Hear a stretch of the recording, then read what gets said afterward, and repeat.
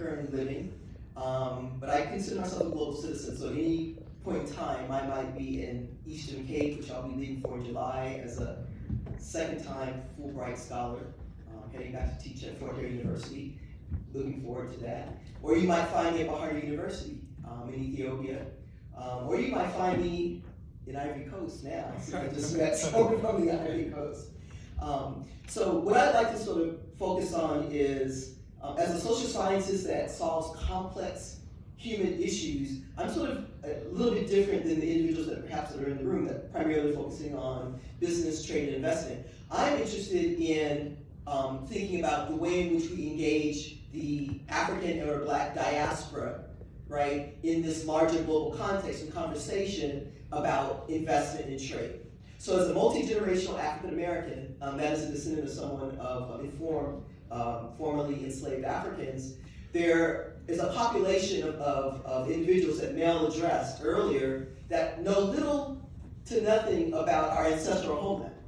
Even though there's been a major shift over the years since I've been involved in African affairs, over 30-something years, having started working out and teaching in Zimbabwe at age 22. So over this 30-something year period, I've actually seen this transformation occur right before my eyes. So part of my dissertation looked at about 20 years ago, what would it be like when the children of African immigrants assumed the position that African Americans once had, i.e. Mel. And so we're in the midst of that transition, that social transformation.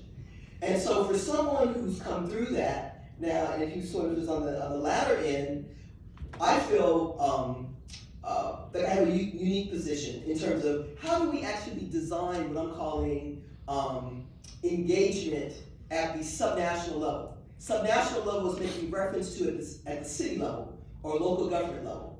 So for those of you who may have been following the U.S. Africa Leaders Summit, a major organizational shift occurred in the State Department. For the first time in our history, they created an Office of Subnational Diplomacy because they recognized at the city or local government level that foreign policy and engagement of diasporas, right, are driving parts of our foreign policy.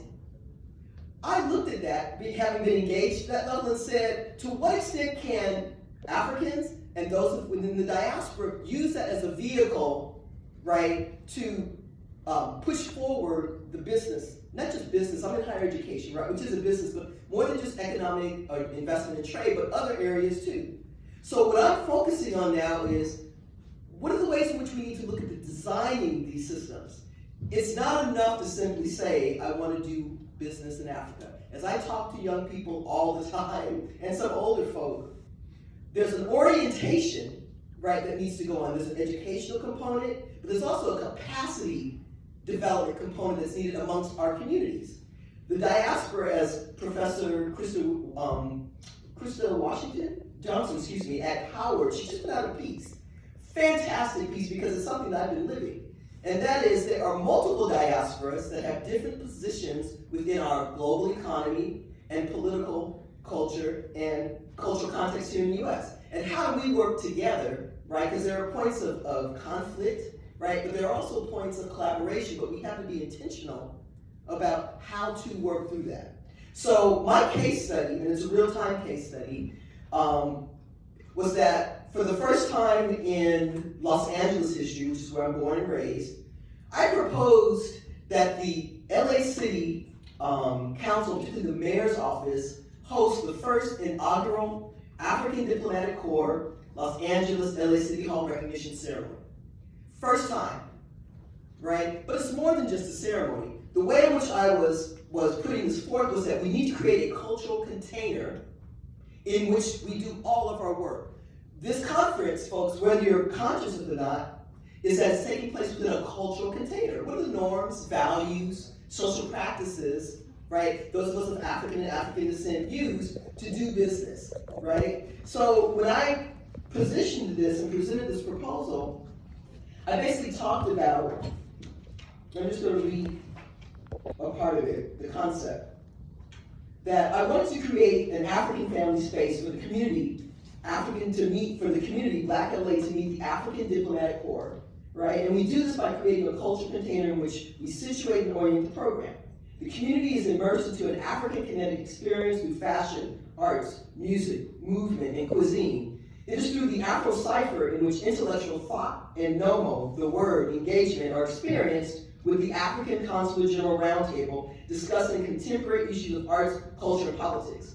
So if you just went through that, thank you, if you just went through that with me, right, you are immersed now in a cultural container in which we can talk about investment, trade, gender equity within our cultural context, which is deeply and greatly needed, folks, if we're going to make a shift, right? The other part of this was that while I presented this to one of the council persons and my protege, what I didn't understand, because folks, I'm a humanitarian and a social scientist, and I'm focusing on design, was that I presented something that was considered gold for the political elite, and they took it and excluded me. And this is the both Black and African American males. Why am I sharing this with you? My colleagues, and I just want to thank Eureka, who said, Jill, you please come and share this, was that I had no idea that what I had written and produced was considered a gold mine, right? And they went on and hosted it, but they shifted it from the community, right? The community, Black LA meeting the African Diplomatic Corps and us having this beautiful experience, to shifting it on them. And they became the primary conduits through which all business coming through the city of Los Angeles be channeled through them as the vehicles to do business with the African Diplomatic Corps.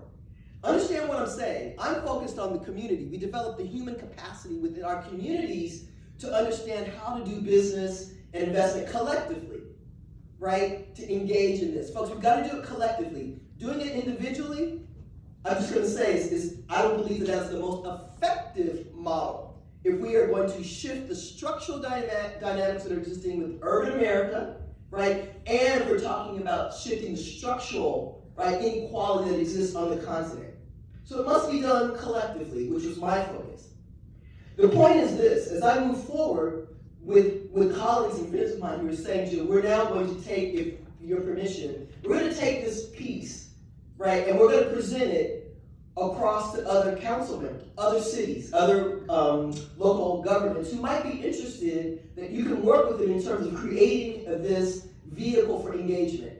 As Mel said, folks, we now have a presidential African diaspora engagement office in the State Department. The question becomes, how do you access that, right? I'm talking about and providing a vehicle for us to access that from a position of power. Yep. Understand we're talking about power, right? And the ability to shift, right, the dynamics that exist currently from our foreign policy-making institutions that operate in terms of what they develop towards Africa. So I'm going to end it there. I'm going to make sure I'm out of time. And if there are any questions about this, please, I'd love to engage. Looking for you.